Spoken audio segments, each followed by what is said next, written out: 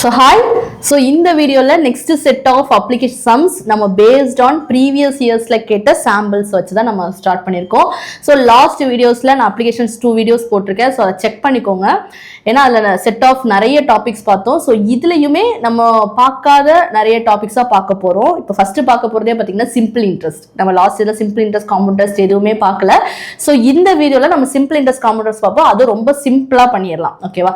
எல்லாருமே simple interest compound இன்ட்ரெஸ்ட்னா கொஞ்சம் டஃபா இருக்கும் சொல்லிட்டு அட்டனே பண்ண மாட்டாங்க. பட் ரொம்ப ரொம்ப ரொம்ப ஈஸியான டாபிக் எதுன்னு கேட்டீங்கன்னா simple interest compound interest topic தான். இருக்கிற டாபிக்லயே ஈஸியா அப்ரோச் பண்ணலாம். ஓகேவா? சோ இந்த क्वेश्चन பாருங்க. A man lent rupees 6000 into 2 parts. அவர் கையில ஒரு மேன் கிட்ட 6000 rupees இருக்கு. அது ரெண்டு பார்ட்டா கொடுக்கலாம்னு பிளான் பண்றாரு. ஒரு இத வந்து 8% per annum-க்கும் இன்னொன்னு வந்து 12% per annum-க்கும் கொடுக்க போறாரு. சிம்பிள் இன்ட்ரெஸ்ட்ல if the total interest received after 3 years 3 வருஷத்துக்கு அப்புறமா ரெண்டு பக்கம் இருந்து வந்த இன்ட்ரெஸ்ட் எவ்வளவுன்னு பாத்தீங்கன்னா 1800 rupees அவருக்கு வந்திருக்கு. Find the sum lent at 12%. இந்த 12%ல எவ்வளவு கொடுத்தாரு அதை தான் கேட்கறாங்க. இப்போ இந்த மாதிரி சம் வரும்போது இங்க நான் மேக்ஸிமம் ஸ்டூடெண்ட்ஸ் பார்த்திருக்கேன் எப்படி அப்ரோச் பண்ணுவாங்கன்னா, இப்போ 6000 கையில இருக்கு. இதை ஃபர்ஸ்ட் இங்க 8%க்கு கொடுக்கணும், இன்னொருத்தட்ட 12% per annum கொடுக்கணும். அதாவது ஒரு வருஷத்துக்கு 8%, இவர் ஒரு வருஷத்துக்கு 12%. இப்போ டோட்டல் இன்ட்ரெஸ்ட் 3 இயர்ஸ்க்கு 1800 வரும்போது இந்த 6000 எப்படி பிரிச்சு கொடுக்கணும்னு தெரியாம என்ன பண்ணுவாங்கன்னா, ஒரு இதை எக்ஸ்ன்னு வச்சுப்பாங்க, ஒரு இதை 6000 மைனஸ் எக்ஸ்ன்னு வச்சு பண்ணுவாங்க. அப்ப எக்ஸுக்கு 8%, 6000 மைனஸ் எக்ஸுக்கு 12%, இப்படி 3 இயர்ஸ்க்கு வந்து 1800. இப்படி பண்ணீங்கன்னா நான் சொல்ல எக்ஸ் வச்சு பண்ணாலோ டெசிமல் வச்சு பண்ணாலோ பாயிண்ட் வச்சு பண்ணாலோ நமக்கு ஆன்சர் நம்ம எதிர்பார்க்கிற மாதிரி 30 செகண்ட்ஸ்ல கிடைக்காது. சோ அப்ப இந்த அப்ரோச் நம்ம பண்ணவே கூடாது. அப்ப இந்த மாதிரி ஒரு சம்ம ரெண்டா பிரிக்கிறாங்கன்னா இங்க எவ்வளவு கொடுத்தாங்க இங்க எவ்வளவு கொடுத்தாங்கன்னு எனக்கு எப்படி தெரியும்? அதை எப்படி நான் ஃபைன் பண்றதுன்னா அதுக்குதான் நமக்கு மிக்சர் அண்ட் அலிகேஷன் ஒரு டாபிக்கே இருக்கு. இந்த மாதிரி சிச்சுவேஷன்ல தான் நம்ம அதை யூஸ் பண்ணிப்போம். ஓகேவா? இந்த கொஸ்டின் இந்த சிம்பிள் இன்ட்ரெஸ்ட் நான் மிக்சர் அண்ட் அலிகேஷன்ல போடுறேன், எவ்வளவு ஈஸியா வருதுன்னு பாருங்க. இப்ப என் கையில 6000 rupees தான் நான் ரெண்டு பேருக்கும் பிரிக்க போறேன். ஓகேவா? என் கையில 6000 rupees இருக்கு. இதுதான் ரெண்டு பேருக்கு பிரிச்சு கொடுக்க போறேன். ஒருத்தருக்கு 8% per annum-னும் இன்னொருத்தருக்கு 12% per annum-னு வச்சு கொடுக்க போறேன். இந்த ரெண்டு பிளேஸ்ல இருந்து எனக்கு ஓவராலா எவ்வளவு கிடைக்க போகுது அப்படின்னா, இந்த ரெண்டு பிளேஸ்ல இருந்து எனக்கு கிடைக்கிறது இங்க 8%, இங்க வந்து 12%. இந்த ரெண்டு பிளேஸ்ல இருந்து எனக்கு கிடைக்க போறது இங்க 8 எழுதிக்கிறேன், இங்க 12 எழுதிக்கிறேன். இந்த ரெண்டு பிளேஸ்ல இருந்தும் எனக்கு என்ன கிடைக்க போகுது? 3 இயர்ஸ்ல 1800 rupees வருது. இது என்ன எழுதியிருக்கேன்? ரேட் ஆஃப் இன்ட்ரெஸ்ட் ஒரு வருஷத்துக்கு. இதுல இன்னொரு ஸ்கீம்ல உள்ள ரேட் ஆஃப் இன்ட்ரெஸ்ட் ஒரு வருஷத்துக்கு. அப்ப இங்கேயும் நீங்க ரேட் ஆஃப் இன்ட்ரெஸ்ட் தான் கொண்டு வரணும். மூணுமே ஒரே ஸ்கேலிங், அதாவது ஒரே என்ன யூனிட் கொடுத்துருக்காங்களோ அதே யூனிட்ல இருக்கணும். இப்ப இங்க ருபீஸ்ல எழுதுறீங்க, இங்க ஒருவேளை இங்க ருபீஸ்ல இருக்குன்னு வச்சுக்கோங்க, ஏதோ ஒரு வேல்யூ இங்க ருபீஸ்ல இருக்குன்னு வச்சுக்கோங்க, ரெண்டுமே கம்பேர் பண்ணியும் ருபீஸ் தான் வரணும். இப்போ நமக்கு 3 இயர்ஸ்க்கு 1800 rupees கொடுத்துருக்காங்களா, நீங்க வேணா 6000க்கு 8% எவ்வளவுன்னு பார்த்து ருபீஸ்ல எழுதலாம், 6000க்கு 12% எவ்வளவுன்னு பார்த்து ருபீஸ்ல எழுதலாம், 3 இயர்ஸ்க்கு 1800னா 1 இயருக்கு எவ்வளவுன்னு பார்த்து ருபீஸ்ல எழுதலாம். இப்படி மூணுமே ருபீஸா வச்சு பண்ணலாம். எனக்கு ருபீஸ்னா தேவையில்லாம ரெண்டு ஸ்டெப் அடிஷனலா ஆட் ஆகுது. தேவையில்லாம அதுல போய் 8% எடுக்கணும் 12% எடுக்கணுமா, சோ அது எனக்கு கஷ்டமா இருக்குங்கிறதுக்காக என்ன பண்றேன்னா ருபீஸ் வைக்கல, எல்லாருமே பெர்சன்டேஜா மாத்துறேன். அப்ப இவங்களையும் பெர்சன்டேஜா நீங்க மாத்தணும். இப்போ நினைச்சு பாருங்க, 3 வருஷத்துல உங்களுக்கு 1800 rupees வருதுன்னா 1 இயர்ல எவ்வளவு ருபீஸ் வரும்? 1800 by 3 600 rupees உங்களுக்கு இன்ட்ரெஸ்டா வரும். நீங்க 6000 கொடுக்குறீங்கன்னா 600 ரிட்டர்ன்ஸா வரும். அப்ப 6000ல 600னா எவ்வளவு பெர்சன்டேஜ்? எவ்வளவு பெர்சன்டேஜ்? 10%. புரியுதா? சோ இப்படி பண்ணும்போது எனக்கு ஈஸியா இருக்கும், அதனால இப்படி எடுத்துக்கிறேன். ஏன்னா இதுவும் பெர்சன்டேஜ், இதுவும் பெர் ஆனம் பெர்சன்டேஜ், இதுவும் பெர் ஆனம் பெர்சன்டேஜ். நான் இப்ப எடுத்ததும் பெர் ஆனம் பெர்சன்டேஜ். நீங்க 6000ல 1800 எவ்வளவுன்னு பாத்திர கூடாது, அது 3 இயர்ஸ்க்குள்ளது. நம்ம ரேட் ஆஃப் இன்ட்ரெஸ்ட்னாலே 1 இயருக்கு தான் சொல்லுவோம். நீங்க பேங்குக்கே போனாலும் எந்த இடத்துல போனாலும் உங்களுக்கு 1 இயருக்கான ரேட் ஆஃப் இன்ட்ரெஸ்ட் தான் அங்க சொல்லுவாங்க. நம்ம தான் 3 இயர்ஸ்க்கு எவ்வளவுன்னு கால்குலேட் பண்ணிக்கணும். இப்ப இங்க கொடுத்திருக்கிறது 8% 1 இயருக்கு, 12% 1 இயர். ஆனா ருபீஸ் மட்டும் இன்ட்ரெஸ்ட் வந்து 3 இயர்ஸ்க்கு உள்ளது. அப்ப அதை 1 இயருக்கு கன்வெர்ட் பண்ணணும். அப்ப 3 இயர்ஸ்ல உங்களுக்கு 1800 rupees கிடைக்குதுன்னா அப்போ 1 இயருக்கு எவ்வளவு கிடைக்கும்? by 3 பண்ணா 600 rupees உங்களுக்கு இன்ட்ரெஸ்டா வரும். அதாவது நீங்க இன்வெஸ்ட் பண்ண, இப்ப நீங்க தானே அந்த 6000 rupees கொடுத்துருக்கீங்க, அதனால தானே உங்களுக்கு ஒரு வருஷத்துல 600 rupees கிடைக்குது. அப்ப இந்த 6000க்கு தானே 600 rupees இன்ட்ரெஸ்டா தராங்க. நீங்க 6000 கொடுத்தனால தான் 600 rupees உங்களுக்கு இன்ட்ரெஸ்ட் கிடைக்குது. அப்ப 6000ல 600 எவ்வளவு பெர்சன்டேஜ்? அப்ப எவ்வளவு பெர்சன்ட் இன்ட்ரெஸ்டா நீங்க வாங்குறீங்க? நீங்க 6000 rupees கொடுக்குறீங்கன்னா அதுல 10% இன்ட்ரெஸ்டா வாங்குறீங்க. அப்ப 10% நம்மளோட rate of interest per annum ஓவராலா எல்லார்கிட்ட இருந்து சேர்த்து பார்க்கும்போது 10% வருது. ஓகேவா? சோ மிக்சர் அலிகேஷன்ல போடும்போது இப்ப இந்த 12ஐயும் 10ஐயும் மைனஸ் பண்ணி இங்க போடணும், இந்த 8ஐயும் 10ஐயும் மைனஸ் பண்ணி இங்க போடணும். அவ்வளவுதான். இப்ப இங்க இருக்க வேல்யூ தான் இங்க கொடுத்த குவாண்டிட்டி, இங்க இருக்க வேல்யூ தான் இங்க கொடுத்த குவாண்டிட்டி. அவ்வளவுதான். உங்களுக்கு எந்த வேல்யூ வேணுமோ அதை எடுத்துக்கலாம். சோ இப்ப 12 - 10 என்ன வரும்? 2 வரும். 10 - 8 என்ன வரும்? 2 வரும். அப்ப ரெண்டு பக்கமே 2 வருது. ரெண்டுக்கும் ரேஷியோ எடுத்துறீங்க. 2 வச்சே பண்ணலாம், பட் ரேஷியோ எடுத்தா இன்னும் ஈஸியா இருக்கும். சோ 2:2 ரேஷியோ எடுத்தா என்ன வரும்? 1:1. அப்போ 1:1 ரெண்டு பேருக்கு ஈக்குவலா பிரிச்சு கொடுத்துருக்கீங்க. அவ்வளவுதான். அப்போ 1:1 என்ன மீனிங்? இங்க என்ன கொடுத்தீங்களோ அதே தான் இங்க கொடுத்தீங்க. அப்ப 6000 தான் டோட்டலா. 1 + 1 எவ்வளவு? டோட்டல் இந்த 6000 தான் இதோட டோட்டல். 1 + 1 எவ்வளவு? 2. அப்ப 6000 தான் 2னா நமக்கு என்ன வேணும்? என்ன சொல்லிருக்காங்க? find the sum lent at 12%. அப்ப 12% இங்க எவ்வளவு கொடுத்திருப்பீங்க? 1 எவ்வளவு? சோ 3000. இப்ப ஸ்டெப் எல்லாம் போடவே வேணாம். சோ ரெண்டையுமே ஈக்குவல். 1:1 என்ன மீனிங்? இங்க என்ன கொடுத்தீங்களோ அதுதான் இங்க. அப்ப 6000 ரெண்டு பேருக்கு ஈக்குவலா பிரிச்சு கொடுத்தா எப்படி கொடுப்பீங்க? இவருக்கு ஒரு 3000 கொடுத்திருப்பீங்க, அவருக்கு ஒரு 3000 கொடுத்திருப்பீங்க. சோ அப்ப ஆன்சர் என்னது? நீங்க இவருக்கு எவ்வளவு கொடுத்தீங்க? அதாவது 12% வச்சு ஒரு தட்டை நீங்க வாங்குறீங்கல்ல, அவருக்கு எவ்வளவு கொடுத்தீங்கன்னு கேக்குறாங்க. அவருக்கும் என்ன பண்ணுவோம்? 3000 தான் கொடுப்போம். சோ அப்ப ஆன்சர் என்னது? ஆப்ஷன் இ 3000. ஈஸியா இருக்கா? சோ இது நார்மலா நீங்க எக்ஸ்போர்ட் பண்ணீங்கன்னா டைம் ரொம்ப வேஸ்ட் ஆகும். இது டக்கு டக்குன்னு போட்டு மைனஸ் பண்ணோமா, ரேஷியோ எடுத்தோமா, ஆன்சரை பார்த்தோமா, போட்டோமான்னு முடிச்சிடலாம். கிளியரா? புரியுதா? சோ இந்த அப்ரோச் ரொம்ப முக்கியம். ஏன்னா இந்த மாதிரி மாடல் சம் வந்து இதுல மட்டும் இல்ல, சிம்பிள் இன்ட்ரெஸ்ட்ல மட்டும் இல்ல, ப்ராஃபிட் அண்ட் லாஸ்ல வரும், பார்ட்னர்ஷிப்ல வரும். சோ இந்த மாதிரி ஒரு வேல்யூவை ரெண்டு பேருக்கு பிரிச்சு கொடுக்கும்போது உங்களுக்கு கன்ஃபியூஷன் இருக்குன்னா மிக்சர் அலிகேஷனை இறக்கிருங்க.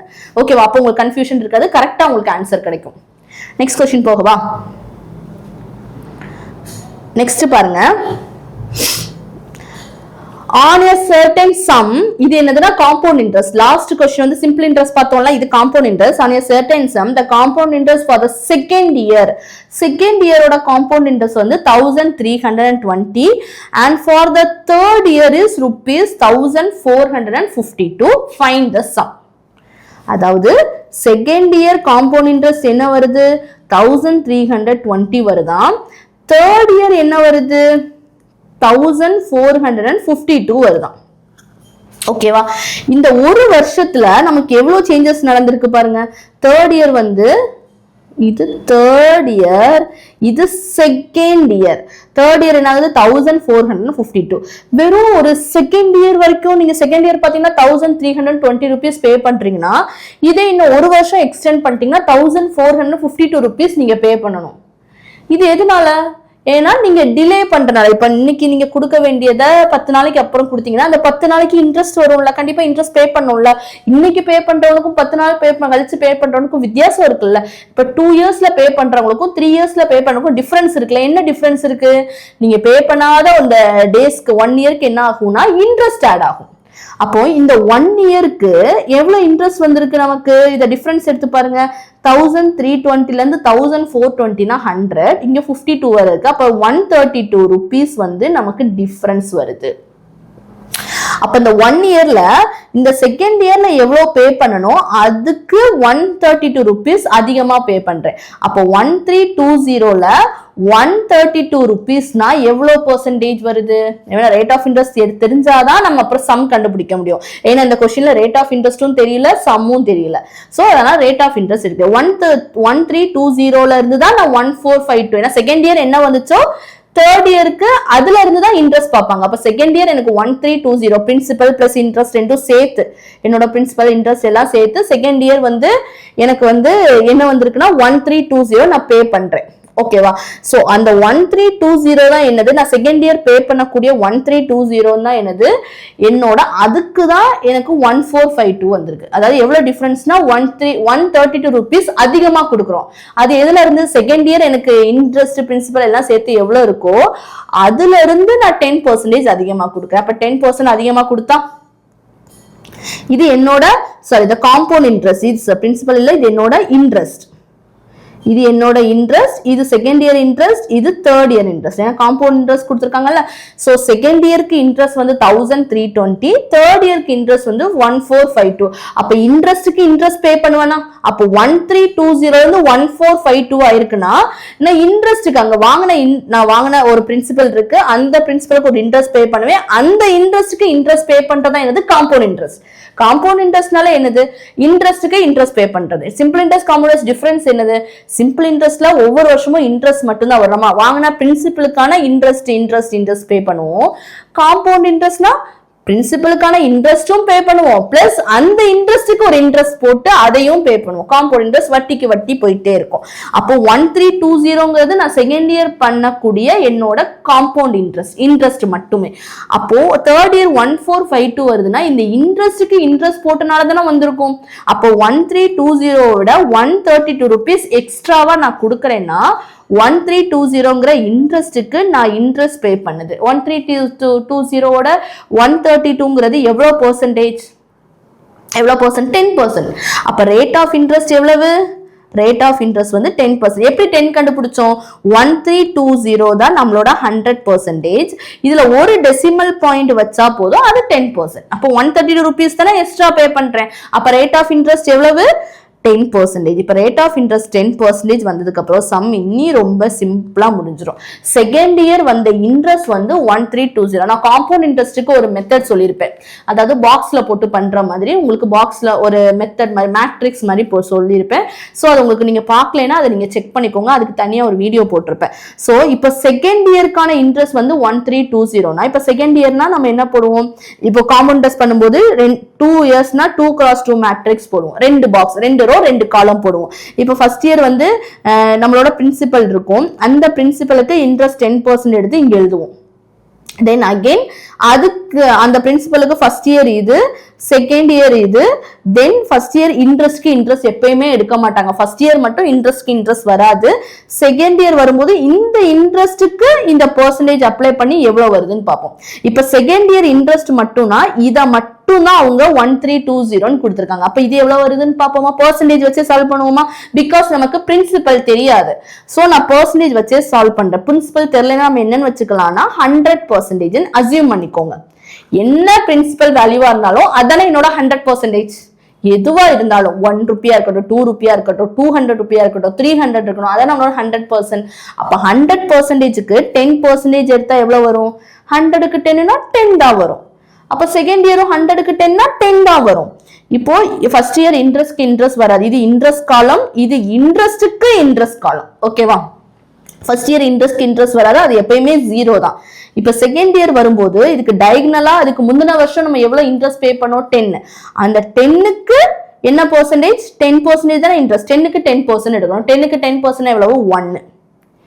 சோ செகண்ட் இயர் மட்டும் நமக்கு இன்ட்ரெஸ்ட், ஏன்னா செகண்ட் இயரோட இன்ட்ரெஸ்ட் தான் 1320 கொடுத்திருக்காங்க. அப்ப செகண்ட் இயர் மட்டும் வந்த இன்ட்ரெஸ்ட் எவ்வளவு, 10 வந்துச்சு. ப்ரீவியஸ் இயரோட இன்ட்ரெஸ்ட் 1 வந்துச்சு. அப்ப 10 + 1 எவ்வளவு, 11.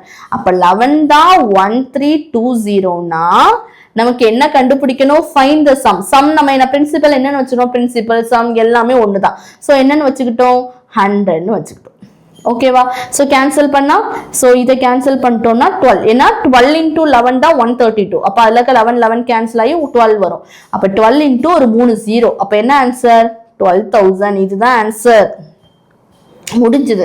சோ இந்த காம்பவுண்ட் இன்ட்ரெஸ்ட் மெத்தட் வந்து நான் வீடியோ போட்டிருப்பேன், அதை செக் பண்ணிக்கோங்க. இந்த மெத்தட் பண்ணும்போது நமக்கு ஈஸியா காம்பவுண்ட் இன்ட்ரெஸ்ட் பண்ணலாம், காம்பவுண்ட் இன்ட்ரெஸ்ட் ஈஸியா கண்டுபிடிக்கலாம். சோ 2 இயர்னால 2x2 போட்டுக்கிட்டேன். நமக்கு பிரின்சிபல் இருந்துச்சுன்னா அதுக்கு 10% எடுத்து போட்டிருப்போம். பிரின்சிபல் இல்லாதனால நம்ம என்னன்னு அசியூம் பண்ணிக்கிட்டோம், 100%ன்னு அசியூம் பண்ணிக்கிட்டோம். அப்ப 100க்கு 10னா 10 தான். அதே ஃபர்ஸ்ட் இயர் வந்த மாதிரி செகண்ட் இயரும் 100, நம்ம பிரின்சிபலுக்கு 10% நீங்க பே பண்ணணும், அதுவும் 10 தான். ஃபர்ஸ்ட் இயர் இன்ட்ரெஸ்ட், ஏன்னா காம்பவுண்ட் இன்ட்ரெஸ்ட்க்கும் சிம்பிள் இன்ட்ரெஸ்ட்க்கும் என்ன டிஃபரன்ஸ்? இன்ட்ரெஸ்ட்டுக்கு இன்ட்ரெஸ்ட் பே பண்ணுவீங்க காம்பவுண்ட் இன்ட்ரெஸ்ட்ல, அவ்வளவுதான். அப்போ ஃபர்ஸ்ட் இயருக்கு இன்ட்ரெஸ்ட் வராது. ஏன் வராதுன்னா இதுக்கு முன்னாடி ப்ரீவியஸா எதுவுமே கிடையாது, அதனால இந்த இதுல 0. இப்ப செகண்ட் இயர் கீழே செகண்ட் ரோ செகண்ட் காலம்ல வரும்போது நீங்க ப்ரீவியஸா எவ்வளவு பே பண்ணிருக்கீங்க, ஒரு 10 ரூபாய் வந்து இன்ட்ரெஸ்டா பே பண்ணீங்க, இந்த 10 ரூபாய்க்கும் 10% போடுவாங்க. அதுதான் இன்ட்ரெஸ்ட்டுக்கு இன்ட்ரெஸ்ட் போடுவாங்க. இன்ட்ரெஸ்ட் வந்து 10 வந்துச்சு, அந்த 10க்கும் ரேட் ஆஃப் இன்ட்ரெஸ்ட் 10% போடுவாங்க, இன்ட்ரெஸ்ட்டுக்கு இன்ட்ரெஸ்ட் போடுவாங்க. அப்ப 10க்கும் நீங்க 10% பே பண்ணும்போது எவ்வளவு? 1. அப்ப எல்லாத்தையும் ஆட் பண்ணோம்னா எவ்வளவு? சோ நமக்கு செகண்ட் இயர் தான் க்ளூவா இருக்கு. செகண்ட் இயருக்கு 1320. அப்போ ஆட் பண்ணோம்னா 10 + 1 செகண்ட் இயர் எவ்வளவு? 11 தான் 1320. நம்ம என்ன கண்டுபிடிக்கணும்? சம் 100 எவ்வளவு? ஸோ ஆன்சர் வந்துச்சு. ஸோ அப்போ ஆன்சர் என்னது? 12,000. இது புரியுதா? ஸோ நெக்ஸ்ட் கொஸ்டின் போகவா? நெக்ஸ்ட் கொஸ்டின் பாருங்க, மென்சுரேஷன். ஸோ மென்சுரேஷன் எப்பயுமே ஈஸியாக தான் இருக்கும். ஃபார்முலாஸ் மட்டும் நம்ம வந்து ப்ராக்டிக்கலா தெரிஞ்சுக்கிட்டா போதும், நமக்கு ஐடியாஸ் வரும், அதை அப்ரோச் பண்ணா போதும். So the perimeter of the square is equal to the circumference of the circle of radius 14 kilometre. Find the area of the square. Pi is equal to 22/7. பைக்கு பதிலாக 22/7 எடுத்துக்கோங்கன்னு சொல்றாங்க. பெரிமீட்டர் ஆஃப் த ஸ்கொயர் அதாவது 4a. Perimeter of the square 4a தானே, is equal to circumference of the circle of radius 14 centimetre. Circumference of the circle formula என்னது? 2πr. அப்ப இதோட radius தெரியும், பையோட வேல்யூ தெரியும். அப்ப இதுக்கு வேல்யூ 4a என்னன்னு வேல்யூ கண்டுபிடிச்சிடலாமா? இதை சப்ஸ்டிட்யூட் பண்றேன். 2 into பையோட வேல்யூ 22/7, ரேடியஸோட வேல்யூ என்னது? 14. அப்ப 14 போடுறேன். அப்ப 7 14 கேன்சல் பண்ணா 2 டைம்ஸ் ஆகுமா? 22 into 2 44, 44 into 2 88. அப்ப 4a is equal to, ஏன்னா 4a வேல்யூவும் 2πr வேல்யூவும் ஈக்குவல். அப்ப 2πrக்கு 88 வருதுன்னா 4aயும் 88 தானே. அப்ப a யோட வேல்யூ என்ன இருக்கும்? இது ரெண்டையும் கேன்சல் பண்ணிட்டோம்னா 22 இருக்கும். 22 தானே இருக்கும். நம்ம சைடு ஏனா என்னது? இப்போ ஒரு ஸ்கொயர் இருக்குன்னா இந்த ஸ்கொயரோட சைடு வந்து 22ன்னு தெரிஞ்சிருச்சு. அப்ப அதோட ஏரியா என்னது? Area is equal to a square. So 22 square. அப்ப 22 ஸ்கொயர் பண்ணோம்னா இங்க பாருங்க, இது நீங்க ஸ்கொயர் பண்ணலாம் கண்டுபிடிக்க வேணாம். 2 ஸ்கொயர் எவ்வளவு? 4. நம்ம ஆன்சர் 4ல எண்ட் ஆகணும். இங்க இருக்கிற ஆப்ஷன்ல 4 எண்ட் ஆகிற ஒரே ஆன்சர் வந்து ஆப்ஷன் டி மட்டும்தான், வேற எதுவும் இல்லை. மற்றதெல்லாம் நீங்க கண்டே பிடிக்க வேண்டாம். ஓகேவா?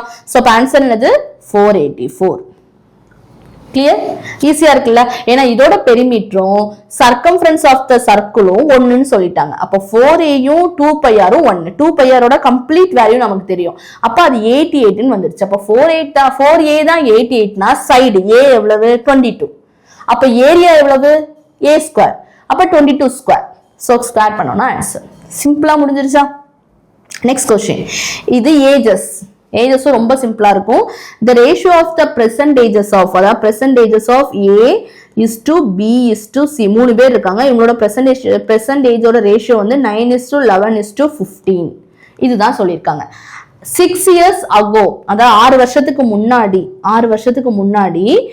எல்லாரோட சம் ஆஃப் their ages, எல்லாரோட ஏஜையும் நீங்க ஆட் பண்ணீங்கன்னா உங்களுக்கு 52 வருமா? 6 வருஷத்துக்கு முன்னாடி எல்லாரோட ஏஜையும் ஆட் பண்ணும்போது 52னா இப்போ எல்லாரோட ஆட் பண்ணா எவ்வளவு வரும்?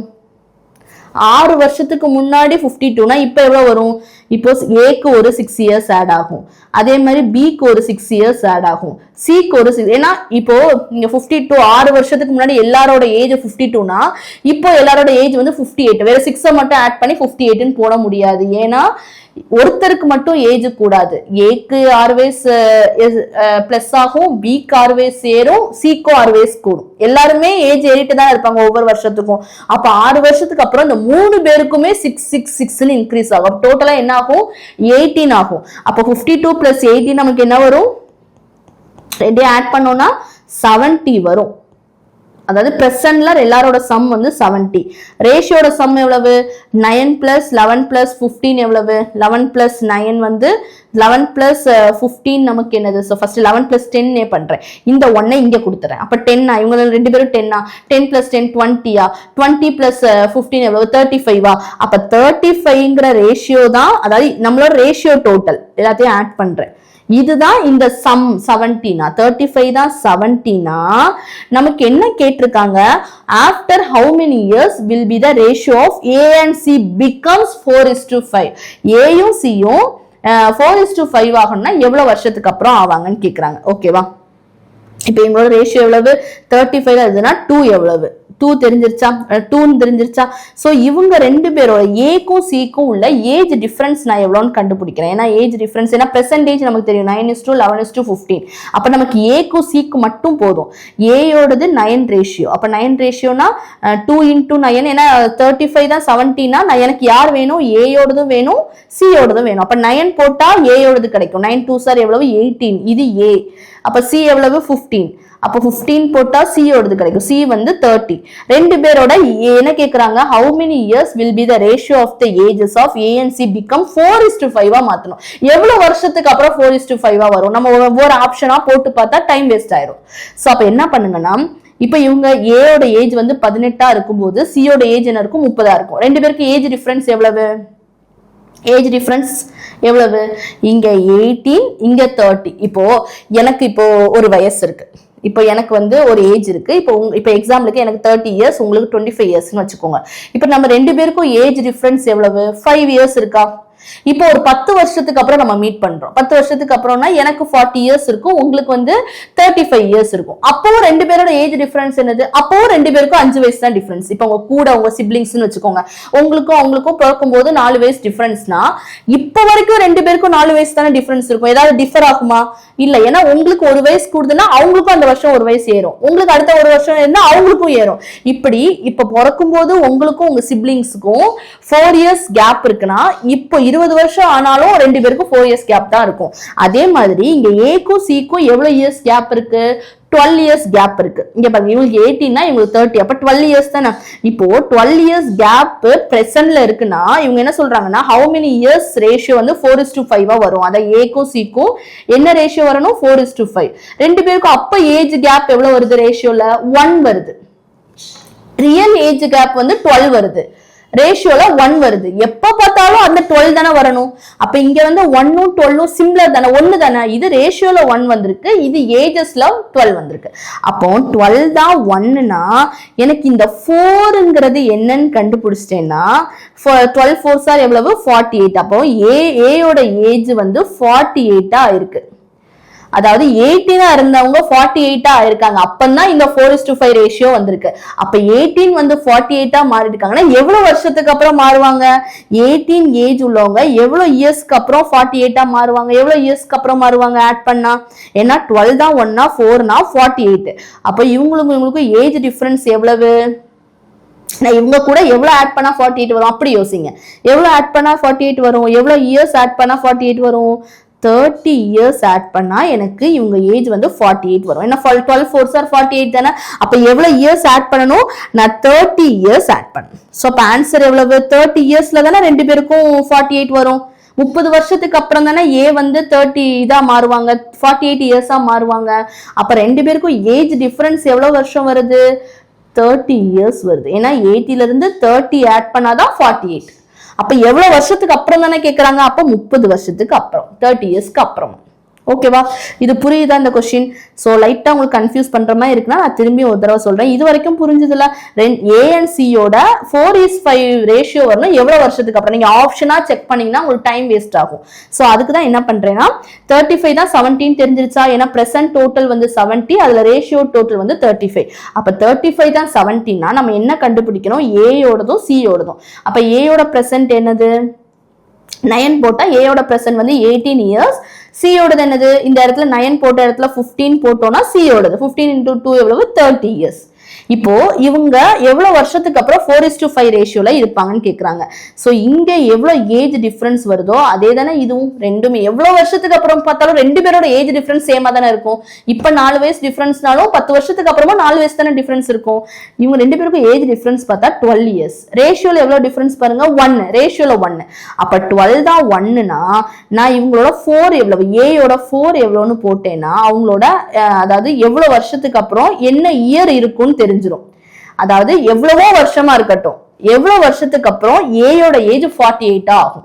இப்போ 18 வயசா இருக்கிற ஏ வந்து 48 மாறணும்னா எவ்வளவு இயர்ஸ்க்கு அப்புறம் மாறுவாங்க? இன்னும் ஒரு 30 இயர்ஸ் சேர்ந்துச்சு ஆட் ஆச்சுன்னா அவங்க 48 இயர்ஸா மாறுவாங்க. சோ அப்போ 18 + 30 எவ்வளவு? 48. அப்ப ஆன்சர் என்னது? 30 இயர்ஸ். எவ்வளவு வருஷத்துக்கு அப்புறம் தானே கேட்கறாங்க? 30 இயர்ஸ். நீங்க பியோடத வச்சு சியோடத வச்சும் பண்ணலாம். இப்ப இதை சி நான் ஏயோடத போடாம சியோடத போடுறேன். இப்போ 5ன்னு வச்சுக்கோங்க. இப்போ இவங்க 5 ரேஷியோ தானே, அப்போ இவங்க 12 into 5 எவ்வளவு 60. அப்போ இப்போ 30 இயர்ஸா இருக்கிற சி 60 இயர்ஸ் ஆகணும்னா எவ்வளவு வருஷத்துக்கு அப்புறம் ஆவாங்க? அப்பவும் அதே 30 வரும். நீங்க ஏ வச்சும் பண்ணிக்கலாம், சி வச்சும் பண்ணலாம், அது உங்களோட விஷ் தான், நீங்க யாரை வச்சு வேணாலும் பண்ணிக்கலாம். ஆனா அதே சேம் இயர் அங்க கிடைக்கும் நமக்கு. அப்போ 30 இயர்ஸ் தான் ஆன்சர். கிளியரா? So next question, time and work. So இதுவுமே ரொம்ப முக்கியமான டாபிக். இங்க பாருங்க, 12 men can complete a piece of work in 18 days. அப்ப 12 men வந்து ஒரு வேலையை 18 நாள்ல முடிக்கிறாங்க. அப்ப டோட்டல் ஒர்க் என்ன இருக்கும்? 12 into 18 இருக்கும். இப்போ 6 men ஒர்க்கை ஸ்டார்ட் பண்றாங்க, 4 days ஒர்க் பண்றாங்க. அதுக்கப்புறமா 4 more men join them. இப்ப 6 men ஸ்டார்ட் பண்றாங்க, ஒரு 4 days ஒர்க் பண்றாங்க. அதுக்கப்புறம் எக்ஸ்ட்ரா ஒரு 4 men ஜாயின் பண்றாங்க. பண்ணும்போது total number of days taken to complete the whole work, அந்த ஒர்க்கை முடிக்கிறதுக்கு. அப்ப டோட்டல் ஒர்க் என்னன்னு ஃபர்ஸ்ட் நமக்கு தெரியணும். டோட்டல் ஒர்க் என்னது? நான் இதை அப்படியே மல்டிப்ளை பண்றேன். 18 into 10 எவ்வளவு? 180. 18 into 2 எவ்வளவு? 36. ரெண்டையும் ஆட் பண்ணோம்னா 180 plus 30 210, அப்ப 216. இதுதான் நம்மளோட டோட்டல் ஒர்க். இப்ப என்னோட வேலை மொத்தமா முடிக்க வேண்டிய வேலை வந்து 216 தான் என்னோட டோட்டல் ஒர்க். ஏன்னா 12 men வந்து 18 நாளா அந்த ஒரு வேலையை முடிக்கிறாங்கன்னா அந்த வேலை என்னது? ரெண்டையும் மல்டிப்ளை பண்ணா அந்த வேலை கிடைச்சிரும். 216 தான் அந்த வேலை. இப்ப இந்த வேலையை ஃபர்ஸ்ட் 6 men ஸ்டார்ட் பண்றாங்க. எவ்வளவு நாள் பண்றாங்க? 6 men வந்து ஒரு 4 days மட்டும் ஒர்க் பண்றாங்க. அப்ப எவ்வளவு வேலை முடிச்சிருப்பாங்க? 6 men 4 நாளா எவ்வளவு ஒர்க் முடிச்சிருப்பாங்க? 24 ஒர்க்ஸ் முடிச்சிருப்பாங்க. ஏன்னா 6 men 4 days ஒர்க் பண்றாங்க. அப்ப 6 men சேர்ந்து 4 நாளா 24 வேலையை முடிச்சிருப்பாங்க. அப்ப ரிமைனிங் எவ்வளவு ஒர்க் இருக்கும்? மைனஸ் பண்ணா 216ல 24 மைனஸ் பண்ணோம்னா ரிமைனிங் எவ்வளவு? 16 மைனஸ் பண்ணா 200, தென் ஒரு 8 மைனஸ் பண்ணோம், 200 8 போனா 192 ஒர்க் வந்து ரிமைனிங் இருக்கு. இனி இந்த வேலையை யார் பண்ண போறாங்கன்னு சொல்றாங்க. இது வரைக்கும் நம்ம சம் முடிச்சிட்டோம். இனி ரிமைனிங் ஒர்க் இவ்வளவு இருக்கு. ஏன்னா இந்த 6 men வந்து ஒரு 4 days 24 ஒர்க்ஸா முடிச்சிட்டாங்க. நம்ம கையில ஒரு 216 ஒர்க்ஸ் இருந்துச்சு. அதுல 24 ஒர்க்கை இந்த 6 men வந்து 4 days இருந்து ஒர்க் பண்ணிட்டாங்க. இன்னும் ரிமைனிங் நம்ம கையில எவ்வளவு ஒர்க் கம்ப்ளீட் பண்ண வேண்டியது இருக்கு? 192 ஒர்க் நம்ம கையில இருக்கு. இந்த ஒர்க்கை யார் பண்ண போறாங்களா? 4 more men joined them. 4 more சொல்லிருக்காங்க. மோர்னா ஆல்ரெடி இருக்கிற மென் கூட இன்னொரு 4 மென்னும் சேர்றாங்க. ஆல்ரெடி இருந்த மென்னு 6. இப்ப புதுசா எவ்வளவு வராங்க? ஒரு 4 men வராங்க. டோட்டலா 6 plus 4 எவ்வளவு? 10 men சேர்ந்து இந்த வேலையை முடிக்க போறாங்க. அப்ப பை 10னா இது நம்மளோட டோட்டல் ஒர்க். அதாவது டோட்டல் ஒர்க் ரிமைனிங் ஒர்க். இந்த ஒர்க்கை இப்ப 10 men சேர்ந்து பண்ண போறாங்க. அப்போ என்னதுன்னா கேன்சல் பண்ண ஒன்னும் பண்ணாதீங்க. 10ஆல டிவைட் பண்ண ஒரு டெசிமல் பாயிண்ட் மட்டும் வச்சிருங்க. அப்ப எவ்வளவு டேஸ் ஆகும்? 192 by 10 எவ்வளவு? 19.2 days ஒர்க் பண்ணுவாங்க. ஓகேவா? இப்ப என்ன சொல்லிருக்காங்கன்னா நம்ம 19.2 பார்த்துட்டு டக்குன்னு ஆன்சர் போட்டுறக்கூடாது. Find the total number of the days to complete the work. அந்த டோட்டல் ஒர்க்கை கம்ப்ளீட் பண்ண எவ்வளவு டேஸ் ஆச்சு? அதாவது டோட்டல் ஒர்க் என்னது? 216 ஒர்க். இதை கம்ப்ளீட் பண்ண எவ்வளவு டேஸ் ஆச்சுன்னு கேக்குறாங்க. இப்ப 216 ஃபர்ஸ்ட் ஒரு 4 days ஒர்க் பண்ணும். இது 4 days இவங்க மென் வந்து 6 men ஒர்க் பண்ணாங்களா? இப்போ ஒரு 19.2 days ரிமைனிங் ஒர்க்கை கம்ப்ளீட் பண்ண ஆயிருக்கு. அப்ப டோட்டலா எவ்வளவு டேஸ் எடுத்திருக்கு? 19.2 பிளஸ் ஒரு 4. அப்ப எவ்வளவு வரும்? 23.2. அப்படிதானே வரும். சோ 19.2ல ஒரு 4 ஆட் பண்ணிருங்க. ஆட் பண்ணா எவ்வளவு வரும்? 23.2 டேஸா இந்த ஒர்க்கை, இந்த ஃபுல் ஒர்க்கை நம்ம கம்ப்ளீட் பண்ண எடுத்துக்கிட்டோம். புரியுதா? சோ ஃபர்ஸ்ட் நமக்கு 12 men வந்து 18 daysல ஒர்க்கை கம்ப்ளீட் பண்ணுவாங்கன்னா அதை வச்சு நம்ம டோட்டல் ஒர்க் கண்டுபிடிச்சிட்டோம். இப்போ அதுல ஒரு 6 men வந்து ஒரு 4 days ஒர்க் பண்றாங்க. அப்படின்னா ஒரு 24 ஒர்க்கை முடிச்சிருப்பாங்க. அப்ப ரிமைனிங் எவ்வளவு இருக்கும்? 192 ஒர்க் ரிமைனிங் இருக்கு.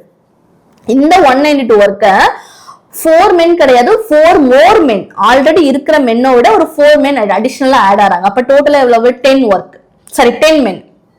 இப்போ 192 ஒர்க்க இந்த 10 men சேர்ந்து பண்றாங்கன்னா எவ்வளவு நாள் ஆகும்? 10ஆல டிவைட் பண்றதுக்கு ஒரு டெசிமல் பாயிண்ட் வச்சா போதும். அப்ப 19.2 days எடுத்துக்குது. அப்ப இந்த டோட்டல் ஹோல் இந்த 216 ஒர்க்கை கம்ப்ளீட் பண்ண எவ்வளவு நாள் எடுத்துக்கும்? அப்ப ஆல்ரெடி ஒரு 4 days. இப்ப 19.2 ரெண்டையும் ஆட் பண்ணோம்னா 23.2 days நமக்கு டோட்டலா எடுத்துக்கும். சோ அதுதான் ஆன்சர். இது கிளியரா? சோ அப்ளிகேஷன் சம்ல சின்ன சின்ன ஐடியாஸ் கிடைக்குதா? எங்கெங்க ட்ரிக்ஸ், எங்கெங்க லாஜிக்ஸ் அப்ளை பண்ணணும்னு. சோ ஃபுல்லா எல்லாத்தையுமே பாருங்க. சோ நெக்ஸ்ட் வீடியோல இன்னும் இன்ட்ரெஸ்டிங்கா, இன்னும் கொஞ்சம் நம்ம லாஜிக்கா திங்க் பண்ணி ஆன்சர் பண்ணக்கூடிய சம்ஸை நான் உங்களுக்கு கொண்டு வரேன். ஓகேவா? தேங்க்யூ.